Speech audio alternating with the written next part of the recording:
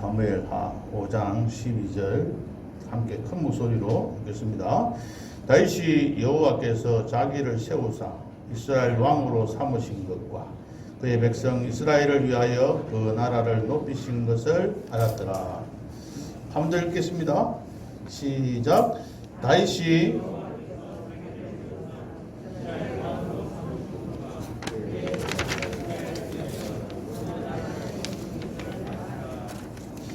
혹시 영화 버킷리스트라는 영화를 보셨습니까? 못 보신 분들이 아마 많을 것 같은데요. 요즘에 텔레비전이 좋아서 이렇게 검색하면 버킷리스트 이렇게 영화를 검색해 보면 오늘 제가 한번 찾아봤더니 2,800원인가 이렇더라고요. 근데 2,800원 굉장히 아깝죠. 큰 돈인데 그걸 거금을 들여가지고 영화 한 편 보려고 그러면 좀 이렇게 손이 들릴지도 모르겠습니다. 그런데 한번 이렇게 보시는 게 좋겠다 싶어서 제가 안내해 드리겠습니다.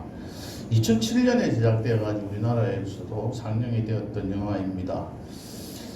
이 영화는 상식이 풍부한 자동차 정비를 하는 정비공인 카트라는 사람과 자기 자신이 아주 뛰어나고 그냥 돈이라는 세상에 있는 돈을 제일 많이 버리고 재벌 사업가이면서 자기 마음대로 자기가 하고 싶은 대로 살아갔던 에드워드라는 사람이 두 사람이 주인공이 되어서 나옵니다.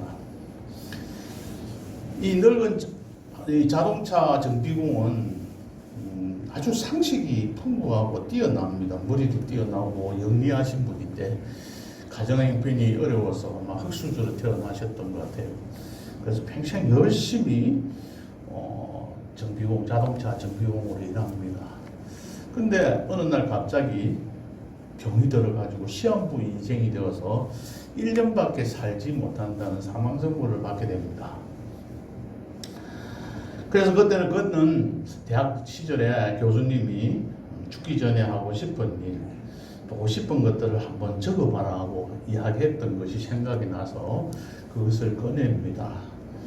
근데 그 병실에 또 이 한 사람이 들어왔습니다. 방금 이야기했던 이 병원의 오너이고 주인이고 또 성격도 제멋대로인 재벌 사업가인 이 에드워드도 사망 선고를 받고 이분은 6개월 정도밖에 못 산다는 시한부 인생이 되어서 같은 병실에 들어오게 됩니다. 근데 이분이 이 병실 주인이 자기 그 병실을 1인실을 없애버리고 모든 병실에 두 사람씩 들어가게 만들었습니다. 요즘에는 특실 가면 1인실이 있잖아요. 그죠? 그렇게 못하도록 자기가 방침을 마련했는데 들어가서 자기 혼자서 지내려고 하니까 그 병원에 있는 관계자들이 원장님께서 세우신 원칙이지 않습니까? 해서 이 두 사람이 한 곳에 한 방에서 지내게 됩니다. 근데 이 카트라는 이 정비공 사람이 자기가 버킷리스트를 적어가지고 이렇게 내놓는데 그 내용이 장엄한 광경 보기, 모르는 사람들 도와주기, 세 번째는 눈물 날 때까지 웃기, 그 다음에 뭐 카레이싱 하기, 정신병자 되지 말기 뭐 이런 거 적어놨어요. 적어가 이렇게 보면서 이 무슨 소용이 있나 하고 고개 꼭 접어서 던져버립니다. 그것을 이 에드워드가 우연히 이렇게 발견하게 되고 두 사람이 이야기하던 중에 어떤 이야기가 오게 되냐면 이 사람이 이걸 한번 해보자고 합니다. 그래서 에드워드는 자기 자신이 거기다가 뭘 하나 더 5가지, 6가지를 더 첨가했는데 스카이다이빙 하기, 그 다음에 가장 아름다운 미녀와 키스하기, 영국 문신 새기기, 뭐 중국 홍콩 여행, 이탈리아 로마 여행, 또 인도의 타지마할 관광, 이집트 피라미드 보기 이런 것들을 첨가를 시키고요. 그리고 중국 만리장성에서 오토바이를 타고 한번 달려보기 이런 것들을 적고 이렇게 해서 자기가 이렇게 적어 놓았습니다. 그러니까 이 카트라는 사람이 가만히 보니까 자기는 도저히 자기의 능력으로는 할 수가 없잖아요. 이런 일들을. 그래서 이 에드워드가 돈이 많지 않습니까? 돈에 걱정하지 마라. 내만 따라 같이 가면 된다. 그래서 우리가 죽기 전에 이것을 한번 해보고 죽자. 이렇게 해서 이 두 사람이 같이 여행을 떠나면서 일어나는 일들을 적어놓은 그 영화에 만들어 놓은 겁니다. 그래서 죽기 전에 꼭 해보고 싶은 것, 이 말이 버킷리스트입니다. 그래서 우리들도 죽기 전에 무엇을 해야 될 건가 생각해 볼 수도 있고, 그 영화를 보면 그냥 재미있게 볼 수 있어요. 그냥 편안하게 이 더운 날 집에서 한번 틀어놔놓고 보시면 여러 가지 생각들을 많이 하게 될 것 같습니다. 오늘 본문 말씀을 우리가 한번 살펴보고자 하는 것이, 우리들의 버킷리스트는 무엇이 되어야 될 것인가, 그리스도인들의 버킷리스트는 무엇이 되어야 될 것인가, 이거를 본문을 통해서 한번 살펴봤으면 합니다. 12절을 다시 한번 더 우리가 읽겠습니다. 다윗이 여호와께서 자기를 세우사 이스라엘 왕으로 삼으신 것과 그의 백성 이스라엘을 위하여 그 나라를 높이신 것을 알았더라 그랬습니다. 근데 이 말씀 보면 정확하게 좀 이해가 잘 안 돼요. 그래서 표준 세번역이라고 있습니다. 표준 세번역을 우리가 책을 사가 볼 수 없잖아요. 그래서 혹시 집에 가셔가지고 휴대폰을 잘 활용하시는 게 좋아요. 요즘에는 이 휴대폰을 들고 다니면서 뭐 예배 시간에 카톡하고 뭐 메시지 보내고 이러면은 좀 문제가 있겠지만, 성경 속에 있는 이야기들을 찾아보는 것들은 저는 뭐 괜찮다고 생각이 드는데, 어쨌든 그건 개인적인 생각이고, 다번역 성경이라는 앱이 있어요. 그래서 다번역 성경 앱을 찾으시면 거기에 개역 한글, 우리 옛날에 보던 성경, 그 다음 개역 개정, 표준 세번역, 그 다음에 공동번역이라 해가지고 가톨릭과 같이 공동으로 번역해서 우리 개신교도 같이 쓰려고 했는데 개신교는 안 쓰고 천주교에서만 쓰는 공동번역이 있어요. 그리고 KJV 함정역이라는 것도 하고 이렇게 많이 있어요. 영어로 된 NIV도 있고 KJV 킹제임스 버전도 있고, 이렇게 성경이 한 6가지가 나와요. 앱을 잘 찾으시면 여러 가지 성경들을 볼 수 있습니다. 성경을 이해가 안 되면 그걸 표준 세번역이나 다르게 번역해 놓은 거를 찾아서 한번 읽어보면 그 성경을 이해하는 데 도움이 된다 말씀을 드립니다. 표준 세번역은 이렇게 해놨습니다. 다윗은 주께서 자기를 이스라엘 왕으로 굳건히 세워주신 것과 그분의 백성 이스라엘을 번영하게 하시려고 그의 나라를 높여주신 것을 깨달아 알았다, 이렇게 나와 있어요. 그러니까는 이걸 다시 말하면, 좀 쉽게 말을 드리면, 다윗이 자기가 왕이 된 것이 자기 자신을 위해서, 다윗을 위해서 하나님께서 왕으로 세워주신 것이 아니고 그의 백성 이스라엘을 위하여 세워주셨다는 말이에요. 그의 백성 이스라엘을 높여주시기 위해서 그의 나라도 높여주셨다는 거예요. 이것을 그가 알았다. 근데 우리 개정에는 그냥 알았더라 그랬는데, 표준세번역에서는 뭐라고 하냐면 깨달아 알았다고 했습니다. 그래서 여기서 알았다는 말은 무슨 말이냐면, 알았다는 말이 우리 히브리어로 야다라고 하는데, 이 말씀을 목사님한테도 말씀 많이 들었을 거예요. 단순한 어떤 지식, 단순한 어떤 알게 된 것, 이런 것들이 아니고 몸소 익히면서 생활하면서 내가 살아오면서 깨달아서 알게 된 걸 말하는 겁니다. 이 다윗이 고생하면서 자기 자신이 어떤 사람이었어요? 목동 출신이었잖아요. 어린애였잖아요. 17살. 17살쯤 되는, 16살 되는 어린애를 불러가지고 하나님 사무엘을 통해서 기름을 부어주셨고, 또 그가 나가서 자기가 여기서 이길 수 없는 상황인데 하나님을 믿고 나아가서 골리앗을 싸워서 이기고, 그래서 뭐가 된 줄 알았는데 그게 아니고 또 약 13년이라는 세월을 훈련을 시키면서 자기를 힘들게 고생시켜서 마지막으로 왕으로 세우신 그 하나님의 뜻이 어디에 있는지를 깊이 생각해서 깨달아 알았다는 말입니다. 그러니까는 우리가 이렇게 세상적으로 생각해 보면 이런 걸 볼 수 있어요. 의대를 졸업한 학생들이 책을 가지고 책을 공부 열심히 해서 의사 시험에 합격해가지고 나온 의사들하고 평생 사람들을 치료하고 진료하고 하면서 60, 70이 되신 분 의사하고 두 사람을 나눠놓고 보면 누가 더 명의에 가깝습니까? 젊은 사람이 시험 치면 100점 받고 무조건 모든 걸 다 100점 받는 의사라 한다 할지라도 60년, 70년 동안 이 병자들을 고치면서 치료하면서 약을 처방했던 그 의사들하고 누가 더 나아서 좋은 명의에 가깝습니까? 뻔하죠, 그죠? 자기가 체험하면서 느끼면서 깨달았던 것을 말하는 겁니다. 이 다윗은 그러한 과정을 통해서 체험적으로 느끼고 깨달았던 그 말이에요. 그래서 그렇게 알았다는 겁니다. 뭘 알았다고 했습니까? 바로 하나님께서 자기를 왕으로 세우신 이유는 자기 자신이 아니라 이스라엘 백성들을 위해서. 그래서 오늘 제목을 그의 백성 이스라엘을 위해서 쓰려고 하니까 너무 길어도 이스라엘을 위하여, 하나님께서 이스라엘을 위하여 세우셨다는 겁니다.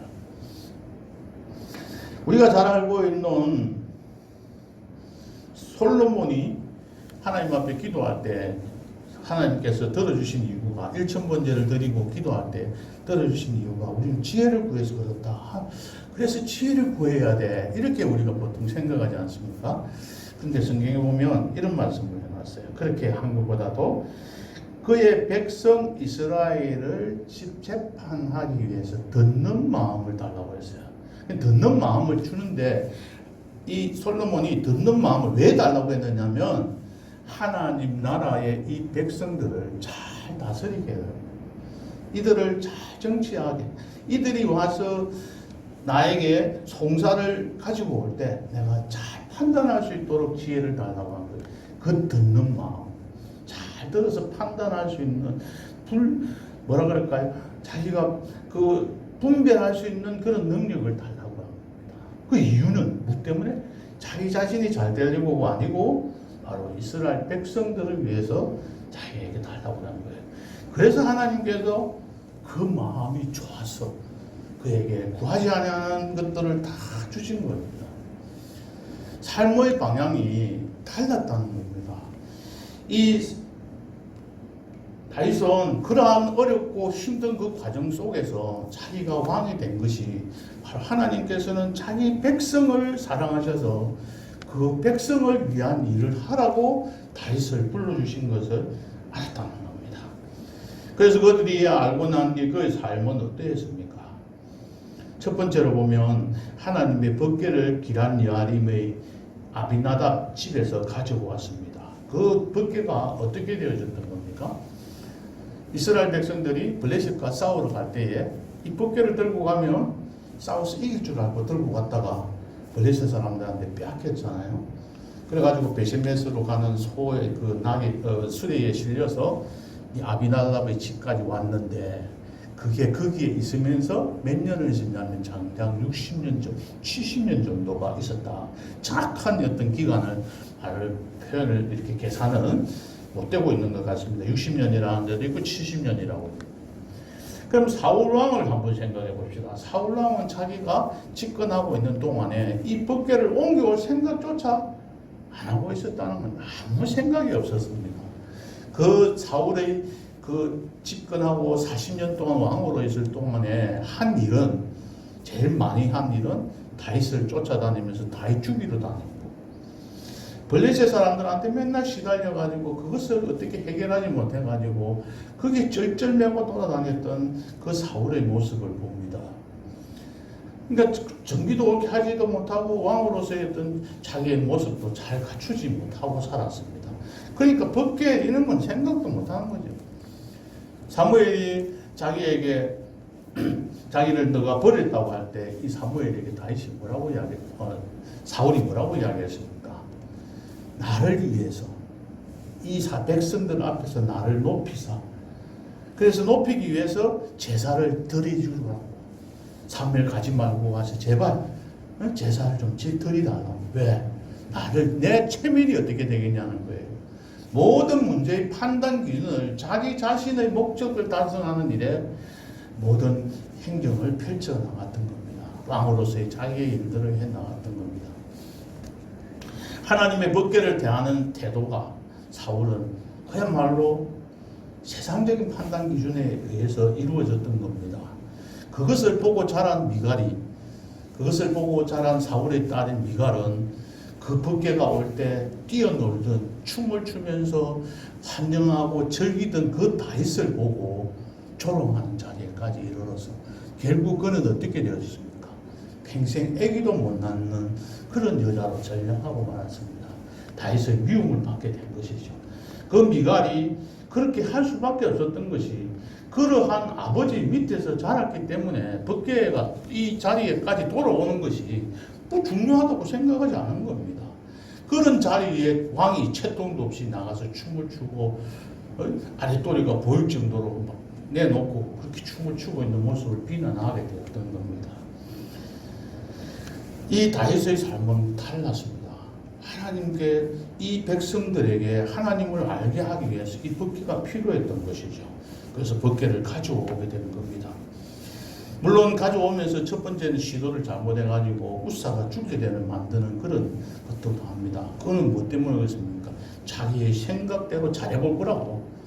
하나님의 일을 하려고 하면 이처럼 처음에는 잘해보려고 자기의 머리를 짜서 신경 온갖 정성을 다 들여서 한다 할지라도 이와 같은 실수를 저지를 수밖에 없는 것이죠.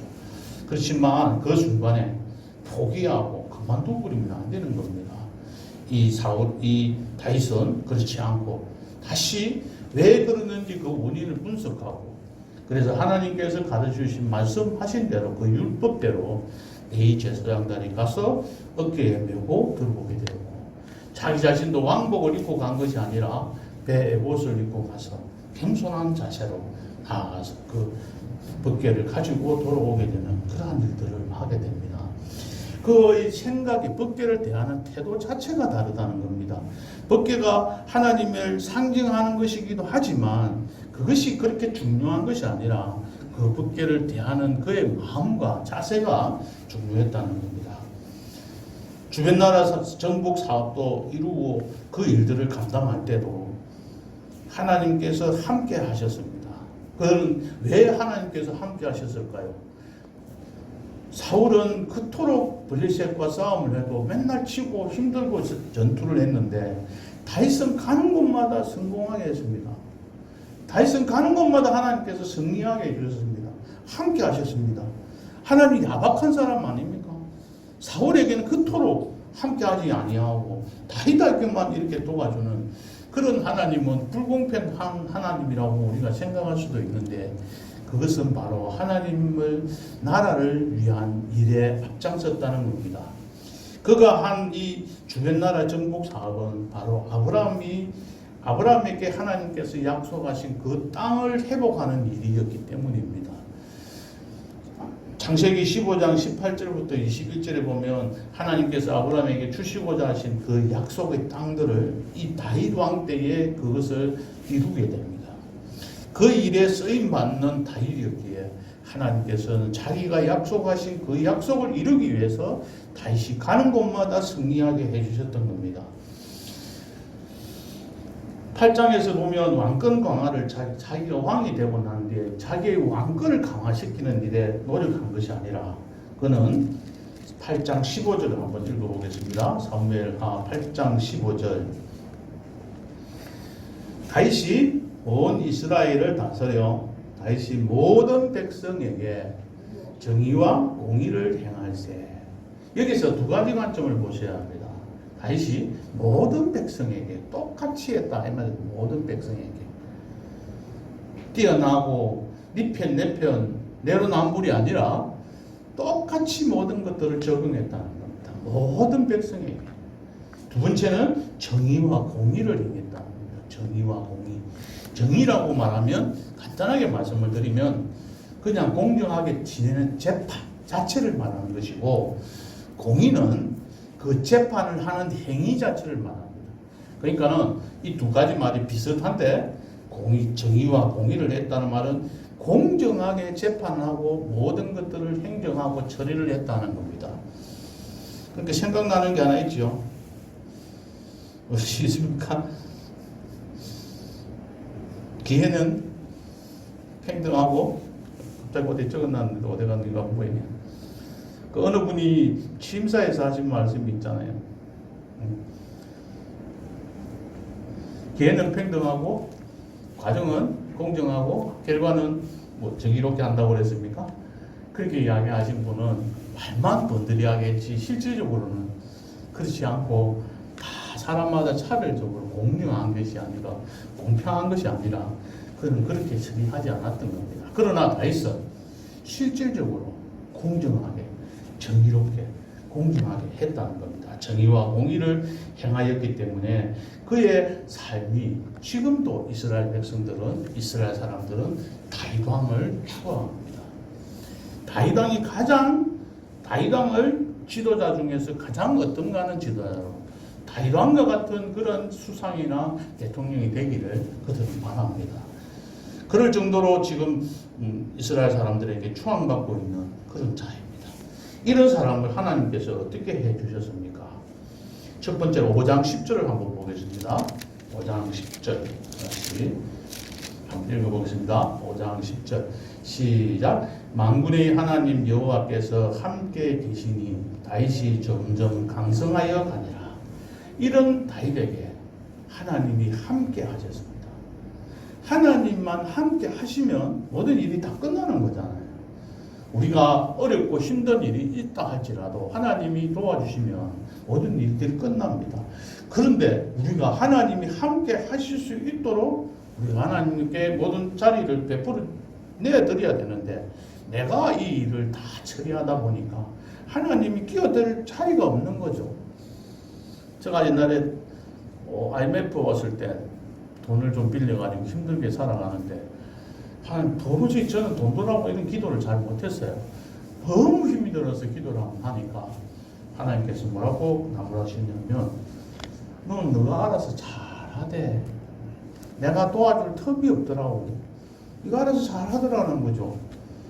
그래서 뭘 두고 하시는지 생각을 해보니까 제가 회계집사를 재정부로 오랫동안 있었거든요.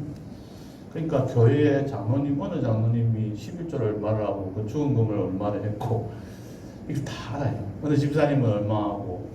그래서 저는 어느 수준에서 다 하면 되겠다 싶어서 많이도 안 하고 작게도 안 하고 다 그 수준을 맡아가지고 헌금 드렸습니다. 그러니까 재정부에 있으면 그게 참 좋아요. 어느 정도 해야 되는지 목사님한테 안 짚힐 정도, 교인들이 보기에도 부끄럽지 않을 정도가 어느 금액인지 그걸 다 알아서 이렇게 했어요. 그러니까는 다른 사람들 보고도 헌금도 많이 하고 또 하나님 교회 봉사도 많이 한다 이런 생각하니까 장로도 되고 했겠죠. 그런 상황을 하나님께서 지정하시는 거예요. 너는 너가 알아서 다 하되 헌금도 뭐도 다. 그래서 나는 네 도와줄 게 없더라. 이렇게 하나님께서 도와주실 틈을 주셔야 돼요. 하나님 앞에 맡기고 하나님께서 가르쳐 주신 대로 하겠다고 생각하고 살아가는 사람들에게 하나님이 함께 하시는 겁니다. 이 다윗이 자기 자신을 위해서 살아가는 것이 아니잖아요. 적폐청산이라고 한다면서 자기의 원수된 자들을 잡아서 보복하는 일에 이 다윗이 사용되지 않았지 않습니까? 이 백성들이 잘 살도록 하기 위해서 이 일에 최선을 다해서 살았던 다윗이었기에 하나님께서는 항상 함께 계셔서 그가 점점 강성해 갔다는 겁니다. 한 번만 강성해진 게 아니고 점점 갈수록 그의 자리가 더욱더 튼튼해지고 그의 힘이 더욱더 강해지게 해주신다는 겁니다. 두 번째는 8장 6절 14절 한번 보겠습니다. 8장 6절 14절 6절 보면 하반절에 다윗이 어디로 가든지 여호와께서 이기게 하시니라. 14절도 다윗이 어디로 가든지 여호와께서 이기게 하셨더라. 이렇게 살아가는 사람들은 하나님께서 이기게 만들어 주세요. 왜? 안 해주면 하나님이 손해니까요. 하나님이 교회에 보이지 않게 눈물 흘리며 주님 앞에 기도하고 간구하고 참 소리 없이 빛도 없이 자기 자신이 아무 그거 없이 뭐라 그럴까 남이 모르게 봉사하고 헌신하는 자들을 하나님께서 돌봐주신다고. 왜? 돌봐주지 않으면 하나님이 손해예요. 그렇게 해도 아무 소용없더라.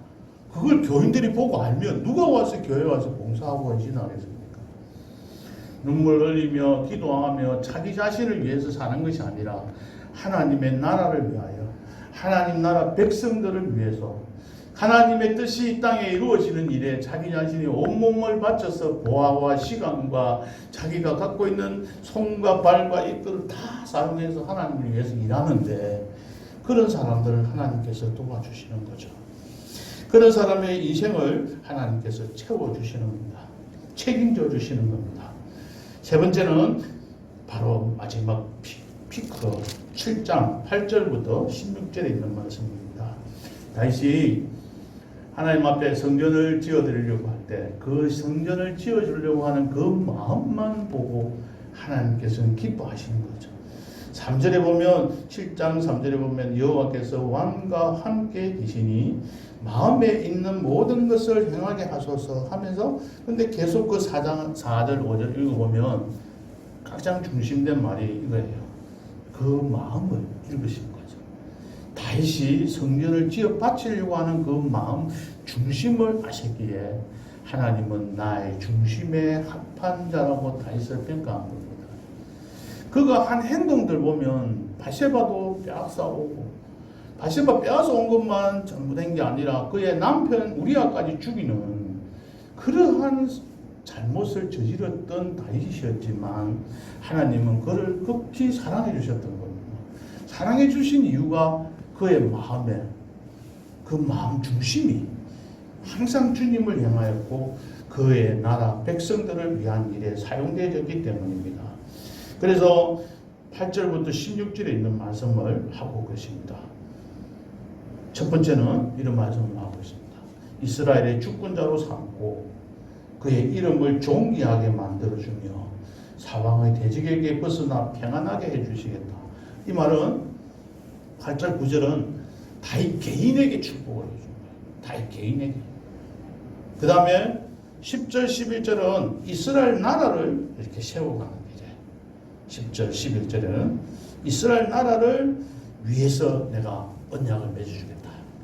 세 번째는 11절 하반절부터 16절까지는 다윗의 가문의 그 왕권을 보존해 주겠다. 나는 사울은 빼앗았지만 너희 후손들이 아무리 잘못한다 할지라도 내 후손의 왕권은 빼앗지 않겠다. 해서 그 약속을 끝까지 지켜주신 겁니다. 16절 한번 읽어보겠습니다. 16절 7장 16절 내 집과 내 나라가 내 앞에서 영원히 보존되고 내 왕위가 영원히 견고하여. 이 영원이라는 게 뭐죠? 하나님 예수님 오실 때까지 변함이 없이 끝까지 지켜주셨다는 겁니다. 우리의 마음이, 우리의 중심이 어떠하냐에 따라서 중심이 바르게 하나님을 위해서, 하나님의 교회를 위해서 섬기고자 하는 마음을 갖고 있는 사람이면 하나님께서 영원히 견고하게 해주시고 우리를 영원토록 지켜주신다고 말씀을 하고 계십니다. 말씀을 맺겠습니다. 목동 출신인 다윗을 이스라엘 왕으로 삼으신 것은 바로 하나님의 나라와 하나님의 백성을 위함임을 우리가 알았습니다. 그래서 또 다윗도 그는 일평생 자신의 유익을 위한 삶보다도 이스라엘 나라와 이스라엘 백성들을 위해서 살았습니다. 그런 관점에서 성경을 쭉 읽어보시면 다윗이 그렇게 살았던 그 모습을 우리가 성경 속에서 읽게 됩니다. 저도 옛날에 이 사무엘상 하를 가지고 애들하고 같이 집에서 가정예배를 드리면서 한번 쭉 이렇게 살펴봤던 내용이어서 좀 뭐 이 정도면 쉽게 이렇게 하겠다 생각했는데, 지금까지 사무엘상, 사무엘 지금까지 이렇게 아침 새벽에 말씀을 드리면서 너무 많은 것들을 깨닫게 되고 참 좋았다 하는 것들, 제가 은혜를 참 많이 받았습니다. 목사가 되어서 가장 기쁜 것이 말씀을 준비하는 과정에 제가 은혜 받는 게 더 큰 것 같습니다. 어쨌든 하나님의 나라와 하나님의 백성을 위해서 살아가는 그 삶 속에서 이 다윗의 모습을 가만히 많이 살펴보면서 우리의 중심이, 우리의 마음이 항상 바라야 된다는 것을 알았습니다. 그래서 그렇게 살았습니다. 그 결과 하나님께서는 그의 인생을 책임져 주시고 어디로 가든지 함께 계셨고 어디로 가든지 승리하고 이기게 해주셨고 어디로 가든지 그를 붙들어 주셨습니다. 한편으로 보면 압살롬한테 나중에 되면 공격을 받아서 피해가 도망을 가는 그런 어려움을 당했지만 그러나 그것을 다시 회복시켜 주시는 그 하나님의 그 놀라우심들을 봐야 합니다. 그냥 살아가면서 아무 일 없이 평탄하게 살아가는 것이 아니라 그와 같은 어려움을 당하더라도 하나님께서 영원히 내 왕위가 보존될 것이라고 하셨던 그 약속은 하나님께서 지켜주셨다는 겁니다. 그러면 우리들은 어떻게 해야 될까요? 바로 하나님께서 부르셔서 우리 교회를 인도해 오신 그 목적은 무엇일까요? 이 말씀을 준비하면서 저는 이렇게 생각합니다. 저를 이곳에 하나님께서 나를 목사로 안수하셔서 하나님께서 이 예수 소망교회에 오게 하신 목적이 무엇일까? 왜 오게 하셨을까? 그 생각해 봅니다. 그 기도하면서 하나님께서 저를 이곳에 오게 한 이유가 무엇인지를 바르게 깨닫고 그것을 이루어 드리기 위해서 남은 생애를 살아야 되겠다는 생각도 해봅니다. 하나님께서 어떻게 인도하실지는 모르지만 하나님께서 인도하신 대로 인도하심 받아서 그 뜻을 이루어가는 일에 내 자신을 사용해야 되겠다. 그런 생각들을 해봅니다. 우리들은 우리 교회의 직분자로 권사로 장로로 집사로 세우셨습니다.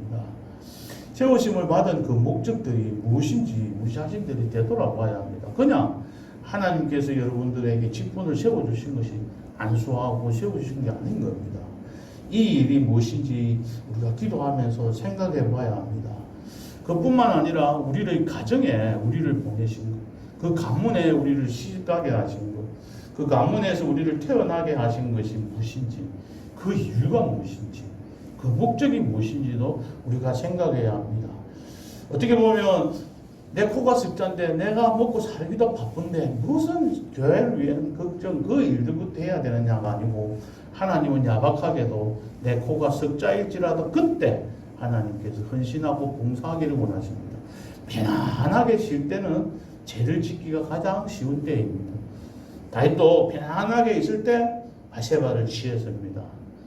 편안하게 내가 이제 뭐 먹고 살만하면 나 자신이 그러한 길을 갈 수밖에 없고 오히려 바쁠 때 그 바쁜 시간을 쪼개어가지고 하나님께 봉사하는 자들에게 하나님께서 주시는 거죠.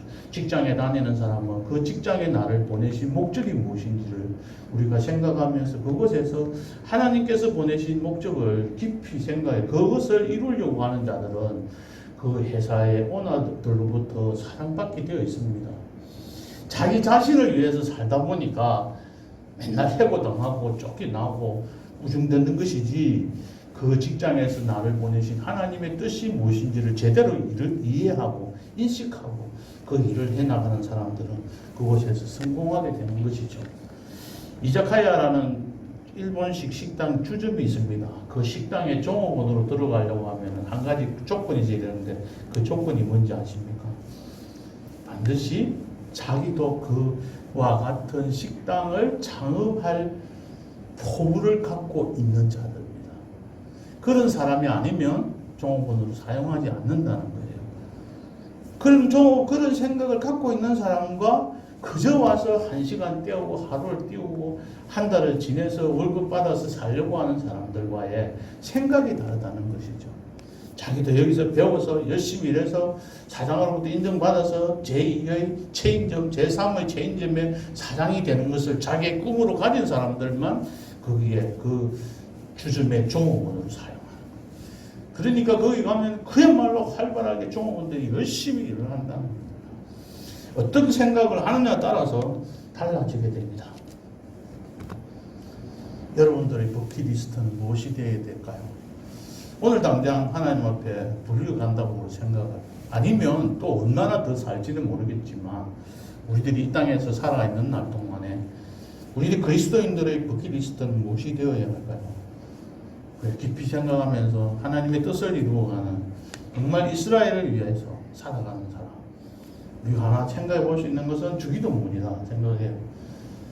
하늘에 계신 우리 아버지요, 첫 번째 이름이 거룩히 여김을 받으시오며, 그냥 그렇게 기도하는 게 아니고 내가 그런데 쓰임을 받기를 원하며, 하나님의 나라가 이 땅에 임하는 데에 내가 쓰임 받기를 원하며, 하나님의 뜻이 하늘에서 이루어진 것 같이 땅에서도 이루어지는 일에 내가 사용되기를 원하며, 그 일에 내가 쓰여질 때, 그 일을 위해서 내가 살아갈 때 하나님께서는 여러분들의 인생을 책임져 주실 것입니다. 그러한 믿음 가지고, 그러한 소망을 가지고, 그런 마음으로 사랑하며, 교회를 사랑하며, 성도들을 사랑하면서 이 교회를 더욱더 반석 위에 세워가도록 힘씁시다. 물론 여러 가지 어려운 점들도 있고 애로사항도 있고 장애 요인도 많이 있습니다. 핑계 잡으려면, 핑계 생각하려면 저도 여러 성도님들보다 더 많은 걸 제시할 수 있습니다. 저도 그렇게 핑계 대기도 했고 제 자신의 입을 통해서도 말도 하기도 했습니다. 그렇지만 내가 이 교회를 위해서 일하지 않으면 누가 이 하나님의 나라를 위해서 일하겠습니까? 그러한 마음으로, 절실한 마음으로 우리 자신들을 돌아보면서 기도합시다. 함께 지금 오늘 드렸던 말씀을 가지고 우리 자신들의 버킷리스트는 무엇이 되어야 할 것인가? 하나님을 기쁘시게 하는 일은 무엇인가? 여호와를 위하여, 내 백성 여호와를 위해서 일하라고 하는 하나님의 음성처럼 하나님의 나라를 위해서, 우리 교회를 위해서 내가 어떤 데 사용되어야 할 것인지 묵상하면서 함께 기도하시겠습니다.